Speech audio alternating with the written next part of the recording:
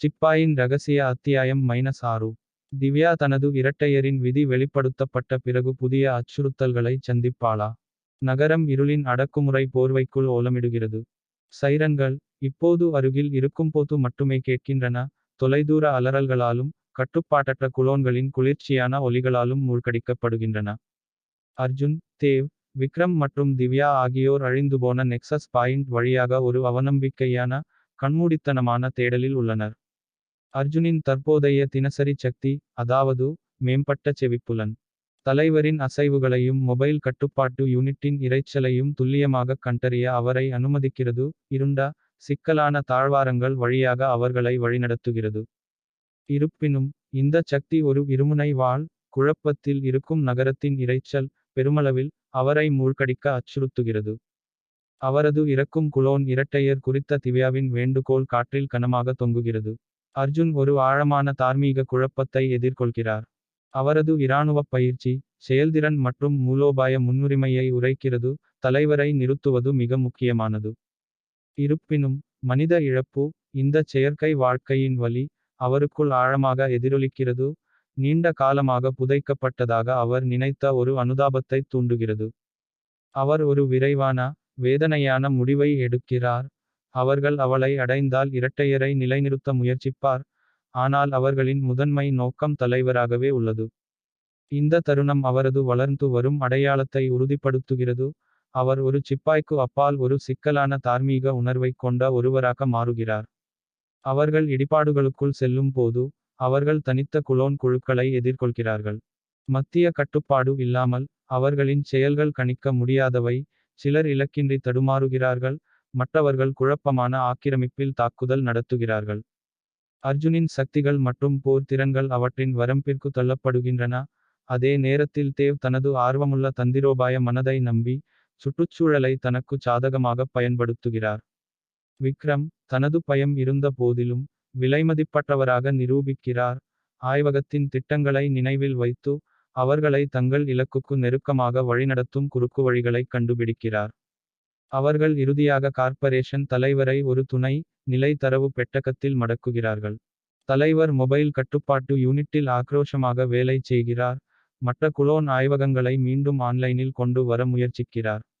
இந்த மோதல் கொடூரமானது. தலைவர், இப்போது ஒரு விஞ்ஞானி தான் ஒரு வெறியர். அர்ஜுனின் இராணுவ கடந்த காலத்தின் ஒரு ஆழமான, குளிர்ச்சியான தொடர்பை வெளிப்படுத்துகிறார். அர்ஜுனுக்கு அவரது ஆற்றல்களை அளித்த அசல் சோதனை வெறும் சூப்பர் சிப்பாய்களை உருவாக்குவது மட்டும் அல்ல. இது குளோன் திட்டத்திற்கான ஒரு முன்னுரை. மற்றும் அர்ஜுன், ஒரு வகையில், அவர்களின் முதல், வெற்றிகரமான, வாழ்க்கையாக உள்ள உயிருள்ள முன்மாதிரி. அர்ஜுன் ஒரு கடுமையான போராட்டம் தொடங்குகிறது. அர்ஜுன் தனது சக்திகளை அவற்றின் முழு வரம்பிற்கு தள்ளுகிறார். தலைவரை நிறுத்த ஆற்றல் குறைந்து போகும் அபாயத்தை எடுத்துக்கொள்கிறார். வெளியில் பெருகிவரும் குழப்பத்தால் உந்தப்பட்டு தேவ் ஒரு புதுப்பிக்கப்பட்ட ஆவேசத்துடன் போராடுகிறார். விக்ரம், ஒரு அவநம்பிக்கையான நடவடிக்கையில், மொபைல் கட்டுப்பாட்டு யூனிட்டை சேதப்படுத்த மானஜஸ், முழு குளோன் இராணுவத்தையும் மீண்டும் செயல்படுத்த தலைவரின் முயற்சிகளை சீர்குலைக்கிறார். துணை, நிலை தரவு பெட்டகம் ஒரு பதட்டமான வெற்றி மற்றும் வளர்ந்து வரும் புதிய அச்சுறுத்தல்களின் காட்சியாகும். அர்ஜுன், தனது உடைக்கும் புள்ளிக்கு தள்ளப்பட்டு, கார்ப்பரேஷன் தலைவரை செயலற்றதாக்க முடிந்தது. ஆனால் தலைவரின் இறுதி அவநம்பிக்கையான செயல், சேதமடைந்த மொபைல் கட்டுப்பாட்டு யூனிட், எதிர்பாராத விளைவுகளை ஏற்படுத்துகிறது. ஒரு முழுமையான, ஒழுங்கமைக்கப்பட்ட குளோன் இராணுவத்திற்கு பதிலாக, நகரத்தில் ஒரு குழப்பமான, துண்டு துண்டான செயல்படுத்தல் தொடங்குகிறது. குளோன்களின் சீரற்ற குழுக்கள் விழித்தெழுகின்றன, ஒருங்கிணைக்கப்படவில்லை மற்றும் பெரும்பாலும் வன்முறையாக திசைதிருப்பப்படுகின்றன. இது நகரத்தின் இருண்ட, மின்சாரத் துண்டிப்பால் தூண்டப்பட்ட குழப்பத்தை அதிகரிக்கிறது. தேவ், அடிபட்டு இருந்தாலும் உறுதியுடன், உடனடியாக தலைவரைப் பிடிக்க முயற்சிக்கிறார். ஆனால் பெட்டகத்தில் எஞ்சியிருக்கும், ஒழுங்கற்ற குளோன்களால் அந்த பணி சிக்கலாகிறது. நகரம் முழுவதும் ஏற்பட்ட இருட்டடிப்பால் தேவின் நம்பமுடியாத அறிக்கைகள் மீதான எஸ்.பி. ராகவின் நம்பிக்கை உறுதியாகியதால், அவருக்கும் ஒரு செய்தியை அனுப்ப முயற்சிக்கிறார். ராகவ், இப்போது கிடைக்கும் ஒவ்வொரு அதிகாரியையும் முழுமையாக அணிதிரட்டி, இந்த புதிய, கணிக்க முடியாத குளோன் செயல்பாடுகளைக் கட்டுப்படுத்துவதற்கு முன்னுரிமை அளிக்கிறார். விக்ரம், குழப்பம் இருந்த போதிலும், சேதமடைந்த கட்டுப்பாட்டு யூனிட்டில் கவனம் செலுத்துகிறார். அது முற்றிலும் உடைந்துவிடவில்லை என்பதை அவர் உணர்கிறார். அது ஒரு சிதைந்த, ஆனால் இன்னும் சக்திவாய்ந்த சமிக்ஞையை ஒளிபரப்புகிறது. எஞ்சியிருக்கும் செயலற்ற குளோன்களை நடுநிலையாக்க அல்லது குறைந்தபட்சம் சிவில் பகுதிகளிலிருந்து விலகி அவர்களை வழிநடத்த ஒரு குறிப்பிட்ட கட்டுப்பாட்டைப் பெற அவர் சமிக்ஞையை கைப்பற்ற முயற்சி செய்யலாம் என்று அவர் கருதுகிறார். இது நடந்து கொண்டிருக்கும் பேரழிவுக்கு மத்தியில் ஒரு புதிய, அதிக சவாலான தொழில்நுட்ப சவாலை முன்வைக்கிறது. திவ்யா தனது குளோன் இரட்டையரை நோக்கி விரைகிறார். தலைவரின் கட்டுப்பாடு இல்லாமல் அவளது செயற்கை அமைப்புகள் தோல்வியடைவதால் இரட்டையர் வேகமாக மோசமடைந்து வலியால் அவதிப்படுகிறார். திவ்யா அவளை தன் கைகளில் ஏந்தி, இரண்டு ஒரே மாதிரியான முகங்கள், ஒன்று மங்கிக் கொண்டிருக்கும் ஒரு மனதை உடைக்கும் காட்சி. அர்ஜுன் அவளது வேதனையைப் பார்த்து, தனது கடந்தகால அதிர்ச்சியை நினைவில் வைத்து, மற்றொரு கடினமான தேர்வைச் செய்கிறார். தனது தினசரி சக்தியைப் பயன்படுத்தி, அதாவது உயிரி ஆற்றல் கையாளுதல், அவர் இரட்டையரை நிலைநிறுத்த முயற்சிக்கிறார். அவளது உயிரை முழுமையாக காப்பாற்றுவதற்காக அல்ல. ஆனால் அவளது துன்பத்தை போக்கவும், அவள் இறப்பதற்கு முன்பு ஒரு கணம் அமைதியை வழங்கவும். இந்த செயல் அவரது மீட்புப் பயணத்தில் ஒரு ஆழமான படியாகும். இது ஒரு பிரிக்கப்பட்ட மூலோபாயத்திற்கு பதிலாக அனுதாபத்தை தேர்வு செய்கிறது. கார்ப்பரேஷன் தலைவர் சில உணர்வுகளை மீண்டும் பெற்று, ஒரு கடைசி, குளிர்ச்சியான தகவலை வெளிப்படுத்த முடிகிறது. அவர்களின் ஆராய்ச்சிக்கு ஒரு மறைக்கப்பட்ட ஃபெயில்சேஃப் இடம், அவர்களின் உலகளாவிய நெட்வொர்க் மற்றும் சாத்தியமான ஒத்துழைப்பாளர்கள் உள்ளிட்ட அனைத்து கோப்புகளையும் கொண்ட ஒரு தொலைதூர தரவு மையம். அவர்களின் செயல்பாட்டை முழுமையாக நீக்குவதற்கு இந்த விவரம் மிக முக்கியமானது. இப்போது சரிந்து கொண்டிருக்கும் நெக்சஸ் பாயிண்டிலிருந்து தப்பிக்க அவர்கள் முயற்சிக்கும்போது, அவர்கள் இந்த புதிய, திசைதிருப்பப்பட்ட குளோன்களின் அலைகளை எதிர்கொள்கிறார்கள். போராட்டம் அவநம்பிக்கையானது, ஆனால் குழுவின் ஒருங்கிணைப்பு முன்னெப்போதையும் விட வலிமையானது. அவர்கள் இருண்ட நகரத்திற்குள் நுழைகிறார்கள், இது ஒரு கலவரக் காட்சியாக உள்ளது. காவல்துறைக்கும் குளோன்களுக்கும் இடையிலான தொலைதூர மோதல்களின் ஒலிகள் காற்றை நிரப்புகின்றன. இருண்ட நகரம் ஒரு போர்க்களம். ஒரே மாதிரியான தாக்குபவர்கள், பற்றிய செய்தி காட்டுத்தீ போல பரவியுள்ளது. இது பீதியையும் காவல்துறையின் அவநம்பிக்கையான பாதுகாப்பையும், இப்போது மெதுவாக அணிதிரளும் இராணுவத்தையும் தூண்டுகிறது. அர்ஜுன், தேவ், விக்ரம் மற்றும் திவ்யா ஆகியோர் குழப்பத்தின் மத்தியில் நிற்கிறார்கள். தலைவருக்கு எதிரான அவர்களின் சமீபத்திய வெற்றியின் சுவை கசப்பாக உள்ளது. புதிய நோக்கம் மறைக்கப்பட்ட ஃபெயில்சேஃப் இடம், கார்ப்பரேஷனின் உலகளாவிய நெட்வொர்க் மற்றும் ஒத்துழைப்பாளர்களைக் கொண்ட ஒரு தொலைதூர தரவு மையம், அவர்களின் உடனடி, முக்கியமான நோக்கமாக மாறுகிறது. முழு உண்மையையும் அம்பலப்படுத்தவும், முழு அமைப்பையும் வீழ்த்துவதற்கு தேவையான ஆதாரங்களை பாதுகாக்கவும் இதுவே ஒரே வழி என்பதை தேவ் புரிந்துகொள்கிறார். இப்போது துண்டு துண்டான ஆனால் மறுக்க முடியாத குளோன் காட்சிகளின் அறிக்கைகளைப் பெறும் எஸ். பி. ராகவ் முழுமையாக உடன் இருக்கிறார். மேலும் இந்த ஃபெயில்சேஃப் ஐ அடைந்து பாதுகாக்க தேவின் குழுவுக்கு உதவ கிடைக்கும் அனைத்து வளங்களையும் குவிக்கிறார். திவ்யா தனது குளோன் இரட்டையரின் இழப்பால் மனமுடைந்துள்ளார். அர்ஜுனின் உயிரி ஆற்றல் கையாளுதல் ஒரு கணம் அமைதியை அளித்தாலும், இறுதி முடிவு அவளுக்கு ஒரு ஆழமான துயரத்தை விட்டுச் செல்கிறது.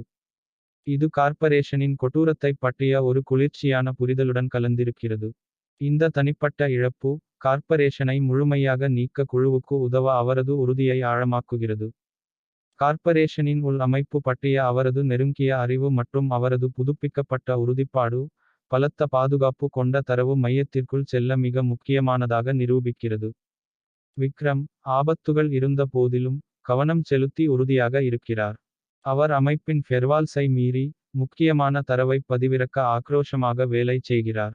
அர்ஜுன், இ.எம்.பி. க்கு பிறகு அவரது சக்திகள் ஏற்ற இறக்கமாக இருந்தாலும், ஒரு புதிய நோக்கத்தை காண்கிறார். கார்ப்பரேஷனின் தோற்றத்தில் அவர் அறியாமல் ஒரு பகுதியாக இருந்ததற்கு பிராயச்சித்தம் செய்வதற்கான ஒரே வழி, அவரது மீட்பின் இறுதி சோதனையாக இந்த பணியை அவர் காண்கிறார். அவர் தனது சக்திகளை ப்ரூட் ஃபோர்ஸ் மற்றும் கவனச்சிதறலுக்காக பயன்படுத்துகிறார், அதே நேரத்தில் தேவ் தந்திரோபாய ஆதரவை வழங்குகிறார். உலகளாவிய விளைவு அவர்கள் தரவைப் பதிவிறக்குவதில் வெற்றி பெறுகிறார்கள், இது ஆராய்ச்சி வசதிகளின் ஒரு பரந்த உலகளாவிய நெட்வொர்க்கை வெளிப்படுத்துகிறது. செல்வாக்கு மிக்க ஒத்துழைப்பாளர்கள் மற்றும் பாரிய அளவிலான மனித பரிசோதனைகள் மற்றும் சீரமைக்கப்பட்ட, அடிபணிந்த சமூகத்தின் ஒரு பார்வை உள்ளிட்ட ஒரு பயங்கரமான நீண்ட கால திட்டம். சதித்திட்டத்தின் பிரம்மாண்டம் திகைக்க வைக்கிறது. இது மறுக்க முடியாத ஆதாரத்தை வழங்குகிறது. இது உயர்மட்ட நபர்களை பெருமளவில் கைது செய்வதற்கும், உலகளாவிய கார்ப்பரேஷனை கலைப்பதற்கும் வழிவகுக்கிறது. புதிய விட்டியல் மின் கட்டங்கள் படிப்படியாக மீட்டெடுக்கப்பட்டு எஞ்சியிருக்கும் திசைதிருப்பப்பட்ட குளோன்கள் கட்டுப்படுத்தப்படுவதால் நகரம் மெதுவாக மீண்டு வரத் தொடங்குகிறது. தொடர் ஒவ்வொரு கதாபாத்திரத்தின் புதிய பாதையைப் பற்றிய ஒரு பார்வையை அளிக்கிறது. திவ்யா அனைத்து மரபணு ஆராய்ச்சிகளுக்கும் நெறிமுறை சிகிச்சையை ஆதரிப்பதற்கு தன்னை அர்ப்பணிக்கிறார். அத்தகைய பயங்கரங்கள் மீண்டும் ஒருபோதும் நடக்காது என்பதை உறுதிப்படுத்தும் சட்டத்தை தள்ளுபடி செய்கிறார். எதிர்பாராத உணர்வுள்ள படைப்புகளின் உரிமைகளுக்காக அவர் ஒரு கடுமையான குரலாக மாறுகிறார். விக்ரம் ஒரு எதிர்பாராத கதாநாயகனாக வெளிப்படுகிறார். அவருக்கு சைபர் பயங்கரவாதம் மற்றும் பயோடெக் அச்சுறுத்தல்களுக்கு அர்ப்பணிக்கப்பட்ட ஒரு புதிய மிகவும் பாதுகாப்பான அரசு பிரிவில் ஒரு பதவி வழங்கப்படுகிறது. தனது திறமைகளை நன்மைக்காக பயன்படுத்துகிறார். இன்ஸ்பெக்டர் தேவ் தேசிய அங்கீகாரத்தைப் பெறுகிறார் மற்றும் பதவி உயர்வு பெறுகிறார். வழக்கமான விளக்கத்திற்கு அப்பாற்பட்ட குற்றங்களை விசாரிப்பதற்கான புதிய நெறிமுறைகளை நிறுவுவதில் ஒரு முக்கிய நபராகிறார். அர்ஜுனின் அடையாளம் என்றென்றும் மாறுகிறது. அவர் இனி ஒரு ஓய்வு பெற்ற சிப்பாய் மட்டுமல்ல. அவர் ஒரு புதிய நோக்கத்தையும் ஒரு நிலையான அமைதியையும் காண்கிறார். அப்பாவி மக்களுக்காக போராடினேன் என்பதை அறிந்து கொள்கிறார். திறந்த முடிவு இறுதி காட்சி அர்ஜுன் விடியற்காலையில் நகரத்தை நோக்கும் ஒரு கூரையில் தனியாக நிற்பதைக் காட்டுகிறது. அவர் இனி தனது கடந்த காலத்தால் வேட்டையாடப்படவில்லை, ஆனால் அதனால் அதிகாரம் பெற்றுள்ளார். அவரது கண்கள் அடிவானத்தை ஸ்கேன் செய்கின்றன. அவரது நிலை எச்சரிக்கையாக ஆனால் அமைதியாக உள்ளது. அவர் தனது கையை வளைக்கிறார், மேலும் அவருக்குச் சுற்றி ஒரு மங்கலான, கிட்டத்தட்ட உணர முடியாத மின்னொளியைக் காண்கிறோம். ஒரு புதிய, சிக்கலான சக்தி வெளிப்படுகிறது. ஒரு கூட்டத்தில் குறிப்பிட்ட மரபணு அடையாளங்களை உணரும் திறன், அல்லது ஒரு நுட்பமான, உள்ளூர்மயமாக்கப்பட்ட கள கையாளுதல். அவர் இனி ஒரு சிப்பாய் அல்லது ஒரு துப்பறியும் நிபுணர் மட்டுமல்ல. அவர் ஒரு அமைதியான பாதுகாவலர். புதிய, சிக்கலான உலகம் எதுவாக இருந்தாலும் அதை எதிர்கொள்ள தயாராக இருக்கிறார். அற்புதமான அமைப்பு மறைந்துவிடவில்லை, அது அவருடன் பரிணாமம் அடைந்துள்ளது. அவரது கண்டுபிடிப்பு மற்றும் பாதுகாப்பு பயணம் இன்னும் முடிவடையவில்லை என்பதை குறிக்கிறது. சிப்பாயின் ரகசிய திறந்த முனை.